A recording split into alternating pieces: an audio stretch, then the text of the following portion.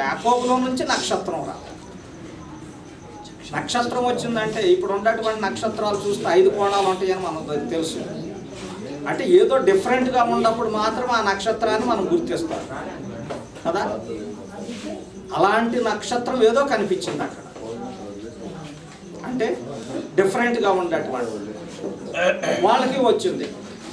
అంటే ఏందా ఈ నక్షత్రం ఎట్లా వచ్చిందని చెప్పని అన్నప్పుడు కూడా సంఖ్యాకాండంలో అప్పుడు వాళ్ళు చూసినప్పుడు ఆ లేఖనాలు పరిశోధన చేసినప్పుడు కూడా ఎస్ ఏముందా అని చెప్పానంటే ఆ నక్షత్రం యాకోబులో ఉదయిస్తుంది అని చెప్పని అన్నప్పుడు ఏంటి ఆ నక్షత్రం యొక్క గొప్పతనం ఏంటి అని చెప్పానంటే యేసుక్రీస్తు ప్రభు వారికి సూచనగా ఉందని చెప్పాను.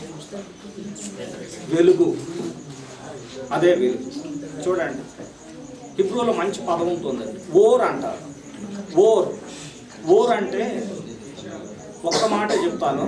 ఓర్ అంటేనేమో శరీరం, అంటే ఐన్ వావ్ రేష్, ఈ 3 కలిస్తే ఐన్ వావ్ రేష్ శరీరం అన్నమాట. అందుకని ఆదాము శరీరధారిగా వచ్చాడు అంటారు చూడండి. అట్లానే మరలా ఇంకో పదం కూడా ఉంది, అదే ప్రొనౌన్సియేషన్ ఓర్ అంటాం, కానీ ఆలెఫ్ వావ్ రేష్ దీన్ని కూడా ఓర్ అంటాం.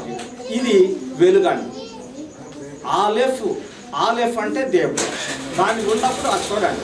ఇది యేసుక్రీస్తు ప్రభు వారు, ఇదేమో శరీరం. ఓర్ ప్రొనౌన్సియేషన్ ఒకటే ఉంది.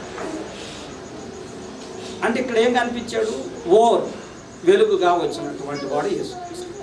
కనుక చక్కటి వాక్యం వివరించినటువంటి సహోదరుడు. మరి ఎందుకంటే అందుకనండి వాక్యము ఎక్కడుండాలి? నీ నోటను నీ యొద్దను నీ హృదయం నందు ఉండాయల్లా నీవు కదిలించబడవు.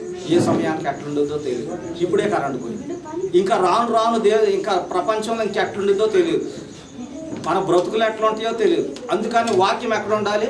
బైబిల్లో ఉండి తల కింద పెట్టుకున్నా దిండి కింద పెట్టుకుంటే వాక్యం ఉండదండి. మన హృదయంలో పెట్టుకోవాలి, నిత్యము కూడా దాన్ని ధ్యానించాలి.